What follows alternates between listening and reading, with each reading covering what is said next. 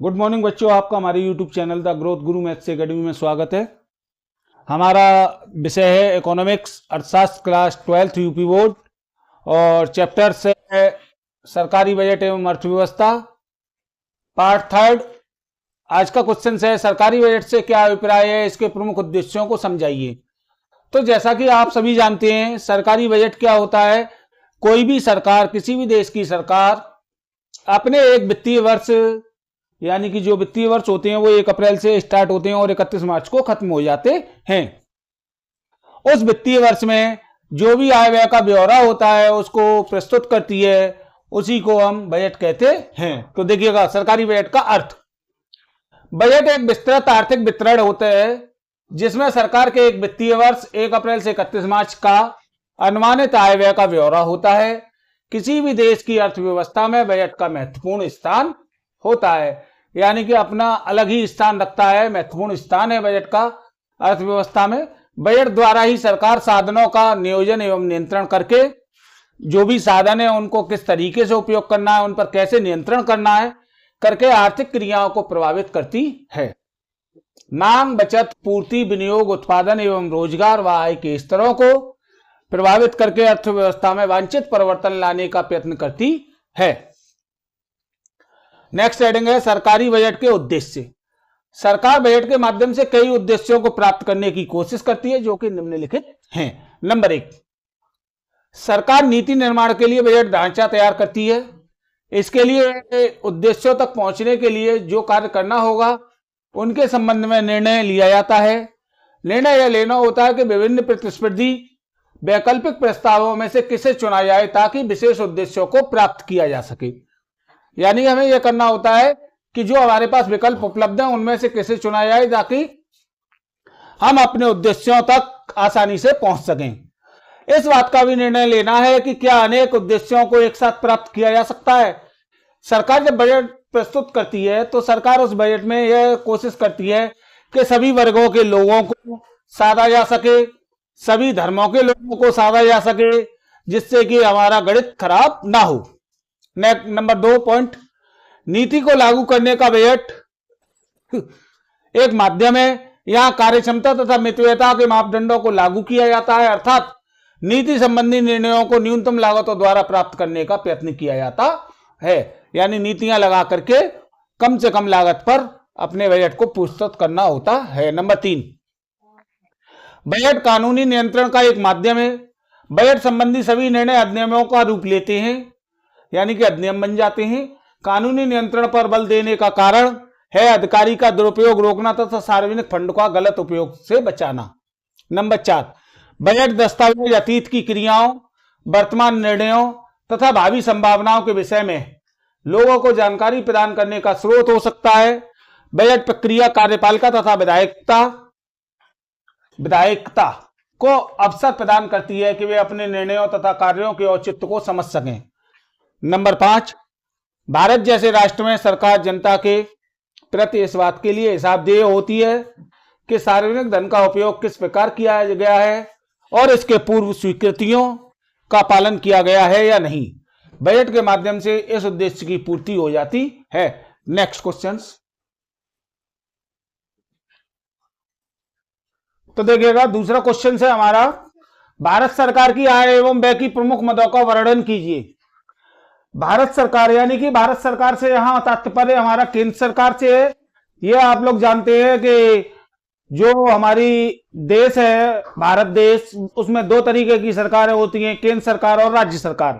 केंद्र सरकार बड़ी सरकार होती है और राज्य सरकार राज्यों की जो सरकारें होती हैं। तो यहां भारत सरकार पूछा है, यानी कि केंद्र सरकार पूछा है। केंद्र सरकार की मदों को पूछा है, कौन सी मदें से केंद्र सरकार आय अर्जित करती है और कौन सी मदों पर खर्च करती है। तो देखिएगा केंद्र सरकार की आय के प्रमुख स्रोत अथवा मदें। केंद्र सरकार की आय के स्रोतों को हम सुविधा की दृष्टि से 2 भागों में बांट सकते हैं। नंबर 1 कर क्षेत्र से आय और नंबर 2 गैर कर क्षेत्र से आय। यानी कि 2 तरीके से इनकम कमाती है हमारी केंद्र सरकार। एक तो कर क्षेत्रों से, यानी कि सरकार कर के रूप में, यानी कि जो हमारी पब्लिक है, जो हमारी प्रजा है, उस प्रजा से विभिन्न तरीके से कर लगा करके उन करों से आय प्राप्त करती है, और दूसरा गैर कर क्षेत्रों से आय प्राप्त करती है। तो पहले पढ़ते हैं हम कर क्षेत्र से प्राप्त आय। कर क्षेत्र से प्राप्त आय निम्नलिखित है। नंबर 1, ए आयकर। आयकर भारत सरकार का सबसे ज्यादा आय अर्जित करने वाला क्षेत्र, जहां से भारत सरकार सबसे ज्यादा आय अर्जित करती है, उसे आयकर कहते हैं। यानी कि करों में सबसे ज्यादा जो आय अर्जित की जाती है वह आयकर से ही अर्जित की जाती है। आयकर के अनुसार जो 25-26 का आयकर है, उसके अनुसार जिस भी व्यक्ति की, जो भी व्यक्ति है भारत का निवासी है, या निवासी दो तरीके के होते हैं, साधारण निवासी और असाधारण निवासी। ठीक, तो हमें कोई मतलब नहीं है, आप इकोनॉमिक्स पढ़ रहे हैं, इनकम टैक्स नहीं पढ़ रहे यहां। तो जो भी हमारे निवासी हैं, उन निवासियों की यदि एक वित्तीय वर्ष में, एक साल में 12 माह की अवधि में, कौन से 12 माह की अवधि, 1 अप्रैल से लेकर के 31 मार्च तक 12 माह की अवधि में 4 लाख रुपए तक यदि कोई आय है, तो उस आय पर केंद्र सरकार कोई भी कर नहीं लेती। यदि 4 लाख से 8 लाख रुपए तक आय है, तो जो 4 लाख रुपए हैं, 4 से 8 के बीच में, 4 से 8 के बीच में जो 4 लाख रुपए हैं, उन 5% की दर से कर लेती है। यानी कि यदि आपकी आय 8 लाख रुपए है, तो केंद्र सरकार आपसे 20,000 रुपए कर के रूप में वसूल करेगी। यदि 8 लाख से 12 लाख है, तो केंद्र सरकार 10% की दर से टैक्स लगाती है। यानी कि 20,000 तो 8 लाख तक की आय पर टैक्स, और नेक्स्ट जो 4 लाख रुपए हैं उन पर 10%, 40,000 रुपए, टोटल 12 लाख रुपए की आय पर टैक्स हो गया 60,000 रुपए। 12 लाख से 16 लाख तक की 15%, यानी कि 16 लाख रुपए है, तो आयकर हो गया आपका 1,20,000 रुपए। 16 लाख से 20 लाख तक 20%, यानी कि 80,000 और बढ़ा दीजिएगा, 2 लाख रुपए। उसके बाद में 20 लाख से 24 लाख तक 25%, यानी कि 1 लाख और बढ़ा दीजिए। ऐसे ही करके 24 लाख से जितनी भी अधिक आय होगी, उस पर 30% की दर से कर लेती है। अब समस्या ये होती है कि केंद्र सरकार ने जो आयकर लेती है, वो आयकर कब लागू हुआ, किस तरीके से है, और क्या क्या नियम है।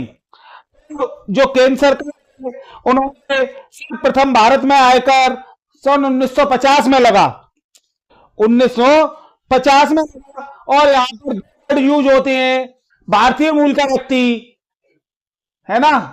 भारतीय मूल का व्यक्ति खास तौर से आता है, तो भारतीय मूल के व्यक्ति में वो सभी व्यक्ति सम्मिलित होते हैं जो कि उनके दादा दादी, पापा मम्मी, नाना नानी, पापा मम्मी, दादा दादी, नाना नानी यदि अविवाहित भारत में पैदा हुए हैं, तो ऐसा व्यक्ति भारतीय मूल का व्यक्ति कहा जाता है। जैसे कि आपने सुना भी होगा कि विदेशों में लोग रह रहे हैं और उनके आगे लिखा होता है भारतीय मूल का व्यक्ति। जैसे कि अभी ब्रिटेन के राष्ट्रपति बने थे भारतीय मूल के व्यक्ति, तो उसी तरीके से, यानी कि जब अविवाहित भारत में यदि किसी व्यक्ति के दादा दादी तक, नाना नानी वगैरह पैदा हुए हैं, तो भी वह भारतीय मूल का व्यक्ति बोला जाएगा। अब 1950 में सर्वप्रथम आयकर था। उस समय कर की जो राशि थी, सीमा थी, वार्षिक थी। 2004-5 में 50 वार्षिक, उसके बाद में समय समय पर बढ़ती गई। दूसरा कर, निगम कर। निगम कर क्या होता है? जैसा कि आप सभी जानते हैं कि निगम जो नगर निगम जो है या नगर पालिका होती है, उनके हिसाब से जो भी सीमा होती है उसका टैक्स। तीसरा है संपत्ति कर। जैसा कि आप सभी लोग जानते हैं कि हम कोई भी मकान खरीदते हैं या मकान की रजिस्ट्री कराते हैं, तो उस पर जो कर लगता है उसे संपत्ति कर कहते हैं। उसके बाद में संप्रदा शुल्क। संप्रदा शुल्क क्या होता है? भारत में शुल्क सन 1953 से लगाया। यह व्यक्ति की मृत्यु उसकी चल अचल संपत्ति पर लगता है। यानी कि सन 1953 से संप्रदा शुल्क चालू हुआ। जब कोई व्यक्ति मर जाता है तो उसकी जो भी चल व अचल संपत्ति होती है उस पर लगाया है। कर चुके तो मृतक के समस्त उत्तराधिकारियों जो भी कर है, कर का भुगतान जो भी करना है, वो जो भी मृतक के उत्तराधिकारी होंगे उनको सन 1985-86 में इसे समाप्त कर दिया गया था, क्योंकि 84-85 में इस कर से सरकार को केवल 10 करोड़ रुपए की आय प्राप्त हुई थी। नेक्स्ट, उपहार कर। उपहार कर क्या होता है? उपहार कर कि जो भी व्यक्ति 1985 में लगाना प्रारंभ किया, उपहार कर में जो भी प्राप्तकर्ता होता है, यदि उस प्राप्तकर्ता ने गैर रिश्तेदारों को से छोड़कर, गैर रिश्तेदारों से यानी कि रिश्तेदारों को छोड़कर, अब रिश्तेदारों की परिभाषा जो इनकम टैक्स में दी गई है वो बड़ी हंसी की परिभाषा है। आप लोग सुनेंगे तो यह कहेंगे कि ये रिश्तेदार होते हैं। देखिएगा, यानी कि जो हमारे ब्लड रिलेशन से हैं, जो हमारे ब्लड के रिलेशन से हैं वो हमारे रिश्तेदार हैं, दूसरा आदमी कोई भी रिश्तेदार नहीं। मीन्स समझिएगा, चाचा रिश्तेदार, चाची रिश्तेदार नहीं, बुआ रिश्तेदार, फूफा रिश्तेदार नहीं, मौसी रिश्तेदार, मौसा रिश्तेदार नहीं, मामा रिश्तेदार, माई रिश्तेदार नहीं। बात समझ में आ रही है? यानी कि जो या तो हमारे मम्मी के ब्लड रिलेशन के हैं या हमारे पापा के ब्लड रिलेशन के हैं, वो भी व्यक्ति रिश्तेदार की श्रेणी में आएगा। तो जो भी हमारी एक वित्तीय वर्ष में 50,000 रुपए से अधिक उपहार यदि हमें गैर रिश्तेदारों से प्राप्त हुए हैं, उन पर सरकार टैक्स लगा देती है, जिसे उपहार कर कहा जाता है। नेक्स्ट, दूसरा कर क्षेत्र से प्राप्त आय। कर क्षेत्र से केंद्र सरकार को निम्नलिखित आय प्राप्त होती है। जो गैर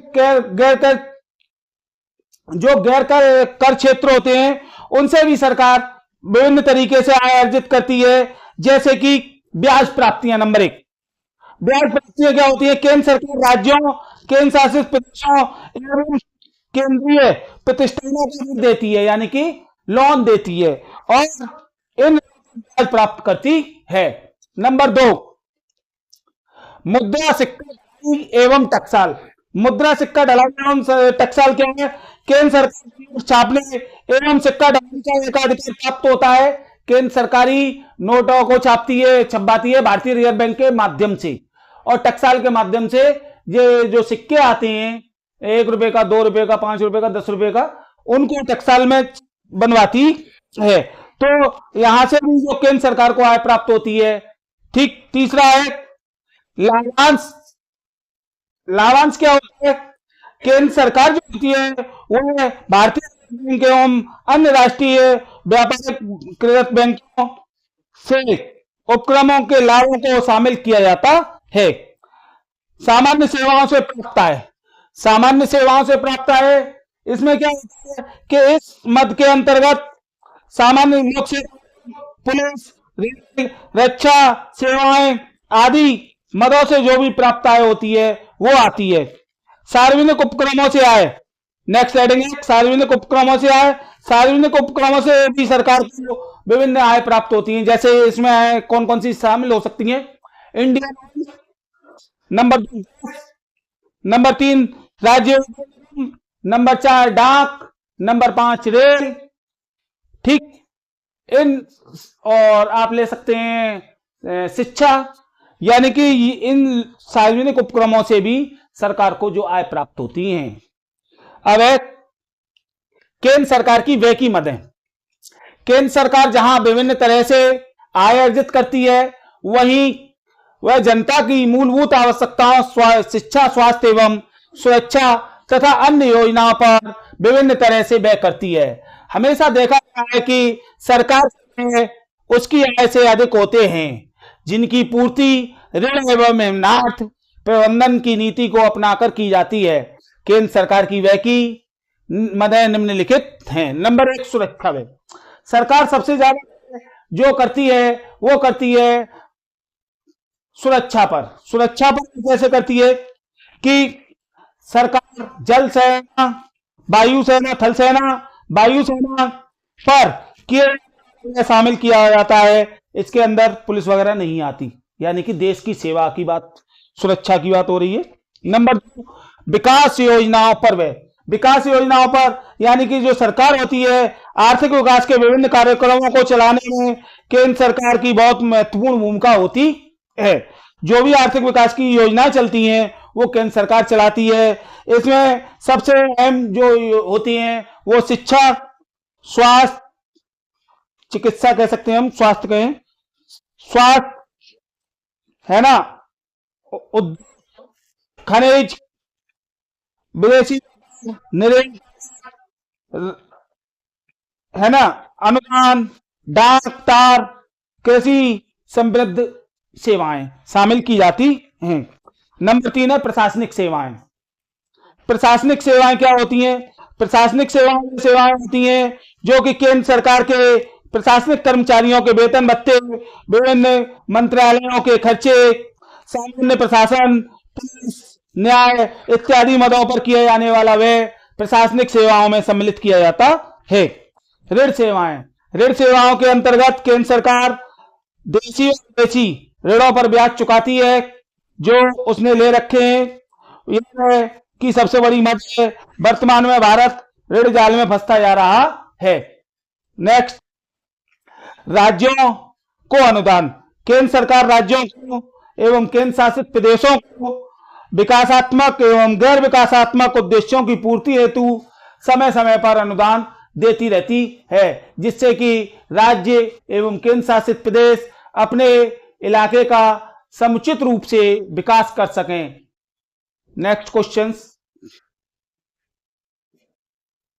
कभी कभी पूछा जाता है जैसा कि प्रत्यक्ष कर और परोक्ष कर, तो पूछा गया कि परोक्ष कर किसे कहते हैं, बताइए। तो परोक्ष कर होते हैं, इन्हें अप्रत्यक्ष कर भी कहते हैं। वे कर होते हैं जो कि लगाए तो किसी व्यक्ति के ऊपर जाते हैं मगर चुकाए किसी दूसरे व्यक्ति के ऊपर द्वारा जाते हैं। ऐसे करों को हम परोक्ष कर कहते हैं। यदि वीडियो आपको पसंद आई हो तो लाइक, सब्सक्राइब एंड शेयर करें। Thank you.